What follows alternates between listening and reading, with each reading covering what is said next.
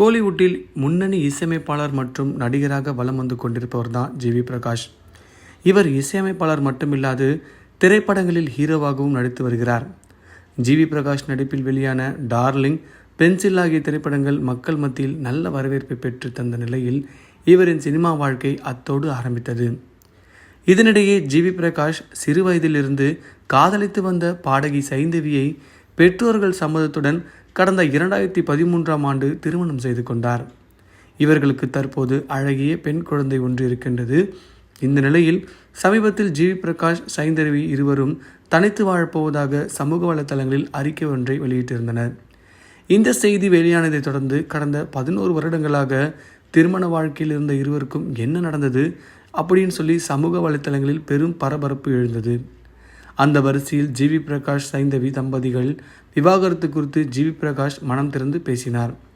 அதாவது விவாகரத்துக்கு பிறகும் ஜிவி மற்றும் சைந்தவி இருவரும் ஒன்றாக பணியாற்றுவது ஆச்சரியமாக இருப்பதாக பலரும் கமெண்ட் செய்து வரும் நிலையில் அது ஏன் என ஜிவி பிரகாஷே பதிலளித்திருக்கிறார். நாங்கள் ரொம்ப ப்ரொஃபஷ்னல், ஒருவருக்கு மீது மரியாதையும் இருக்கிறது, அந்த மரியாதைக்காகத்தான் நாங்கள் ஒன்றாக பணியாற்றுகிறோம் என ஜிவி கூறியிருக்கிறார். இந்த செய்தி சமூக வலைதளங்களில் மற்றும் ஒரு கவனத்தை ஈர்த்து வருகின்றது.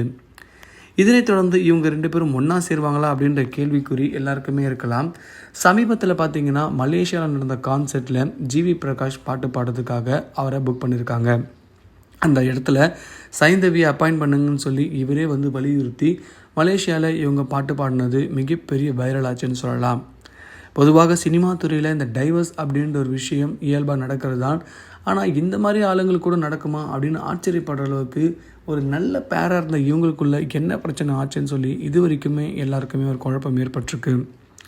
சினிமாவை பொறுத்த வரைக்கும் இந்த டைவர்ஸு, அதுக்கப்புறம் காதலித்து திருமணம் பண்ணுவது, அதுக்கப்புறம் பிரிவது அப்படின்னு சொல்லி எல்லா நடிகர்களுக்குமே ஆனாலுமே 11 வருஷம் 28 வருஷம் காதலித்து திருமணம் பண்ணவங்க எல்லாம் பெரியது தான் மிகப்பெரிய ஆச்சரியத்தை கொடுக்குதுன்னு சொல்லலாம். அதில் மிக முக்கியமாக சொல்லலாம் நம்ம ஏஆர் ரஹ்மானையும் சொல்லலாம். ஜிவி பிரகாஷை பொறுத்த வரைக்கும் இசையில் வந்து ஒரு சூப்பர் டூப்பர் ஹிட்டு கொடுத்துருந்தார்.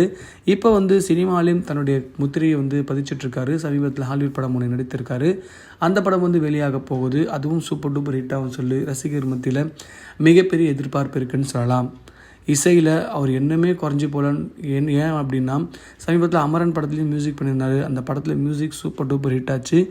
ஜிவி பிரகாஷை பொறுத்த வரைக்கும் நடிப்பை தாண்டி இசையில் ஆர்வமாக இருக்கிறதுனால இன்னமும் பல ஹீரோக்களுக்கு இவர் மியூசிக் போட்டுட்ருக்கான்றது மிகப்பெரிய ஆச்சரியமான ஒரு விஷயம்னு நாம் யோசிக்கலாம். ஜிவி பிரகாஷுக்கும் தனியாக ஒரு ஃபேன் ஃபாலோவிங் இருக்காங்க. உண்மையிலேயே உங்கள் விவாகரத்துக்கு காரணம் இதுதானான்றது எல்லாருக்குமே கேள்விக்குறியாக இருக்குது. அதை பற்றி உங்களுக்கு தெரிஞ்ச விஷயங்களை கமெண்ட் பாக்ஸில் பதிவு பண்ணுங்கள். மறக்காமல் நம்ம சினி ஜங்ஷன் சேனலை லைக் பண்ணி, ஷேர் பண்ணி, கமெண்ட் பண்ணுங்கள், சப்ஸ்கிரைப் பண்ணுங்கள் மக்களே.